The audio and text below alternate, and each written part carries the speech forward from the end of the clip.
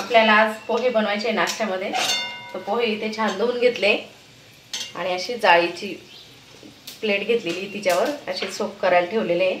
आणि आपण आता शेंगदाणे तेलामध्ये छान खरपूस तळून घेतले आणि त्या पोह्यांवर आता काढून घेऊ अगोदर।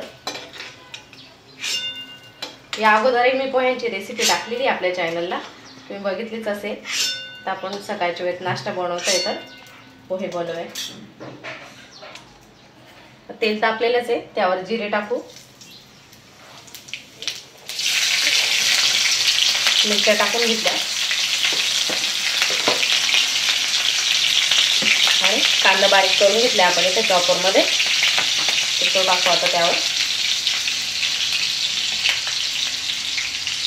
कढीपत्ता टाकायचा, ताजा ताजा कढीपत्ता आहे। कढीपत्ता टाकल्यावर थोडंसं असं लांब व्हायचं, कारण अंगावर उडतं। आपण आता त्यावर कांदा टाकून देऊ। कांदा कमी जास्त तुम्हाला आवडीनुसार तुम्ही कमी जास्त देऊ शकता।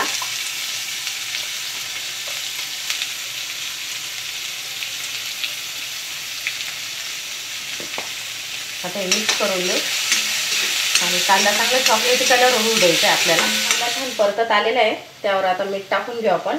चवीनुसार मीठ टाकायचं आहे आणि काही इकडे टाकायचं आणि काही असं पोह्यांवर टाकायचं, म्हणजे छान मिक्स होतं। मग आपल्याला जास्त मिक्सही करावं लागत नाही। आणि आपण आता कोथिंबीर कापून टाकू त्यावर लगेच। शॉर्टकटमध्ये रेसिपी आहे, चॉपरमध्ये कांदा, कात्रीने कोथिंबीर, अगदी झटपट सकाळच्या वेळेला घाई गडबडीच्या वेळेला अशा वस्तू ॲडजस्ट करून ठेवलेल्या आहे। कारण सकाळी सर्वांचीच गृहिणींची आपली घाई गडबड राहते आणि त्यावेळेला मग नाश्ता, मग डबे वगैरे सर्व धावपळ, त्यावेळेला असं झटपट बनवू शकता तुम्ही। आता हे मिक्स करून घेऊ आपण। आता कोथिंबीर तेलात टाकल्यामुळे छान स्वाद येतो मग आपल्या पोह्यांना। आपण नंतर थोडी वरतूनही टाकणार आहे आणि यामध्ये आता आपण हळद टाकून घेऊ आणि मिक्स करून घेऊ छान। आता हे छान फ्राय झालंय।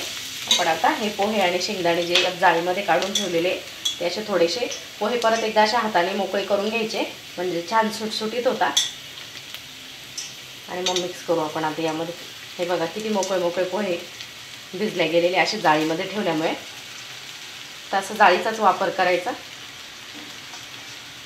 म्हणजे ते एक्स्ट्राचं पाणी निघून जातं आणि पोहे असे छान मोकळे मोकळे होतात, म्हणजे मग परफेक्टली आपल्याला सोपं जातं। आणि आपण आता हे मिक्स करूया। सर्वांसाठीच आज पोह्यांचा बेत करायचं ठरलं नाश्त्याला। आपले सध्या डेली रुटीनचे ब्लॉग काय येत नाही आहे चॅनलला, तुम्हाला माहितीच असेल।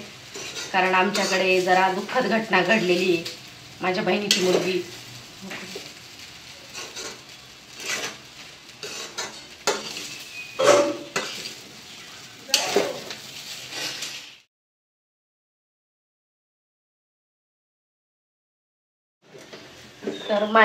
मुलगी एक्सपायर झाली आहे, त्याच्यामुळे आता 5-6 दिवस झालेले आहे। 14 तारखेला दशक्रिया विधी आहे, त्यामुळे आपले डेली ब्लॉग वगैरे काही येत नाही, तर तेवढं समजून घ्या। तर हे बघा इथे आपले पोहे रेडी झालेले आहे।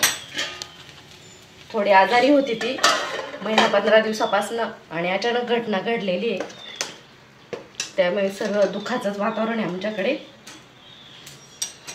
तो आपले असे लगेचच आता ब्लॉग येणार नाही, तर तेवढं तुम्ही समजून घ्या। फारसं वय नव्हतं तिचं, 36 वर्षाची होती फक्त। 11वीला मुलगा आहे तिचा, जरा अवघडच झालेलं आहे। तर चला आता नाश्त्याला पोहे देते सर्वांना। बाबांना आता पोहे देते। होय हां नको, एकदम घास खा, कमी करून आण थोडं। बाबा पोह्यांना नाही म्हटले, त्यांची मूडवर गंमत असते। आता हे बाकीचे खातील। आता पूर्व दीदीचंही फ्रेश झालेली, ती आता खाईल पोहे। आणि बाबाने मी आता फिका चहा बनवते आणि बघते मग त्यांचं। तर चला इथेच छोट्या व्हिडिओचा एंड करते आणि तुम्ही असेच व्हिडिओ आपले बघत राहा। मला जसं शक्य होईल तसं आता व्हिडिओ टाकत राहील। तर चला कंटिन्यू करा तुम्ही।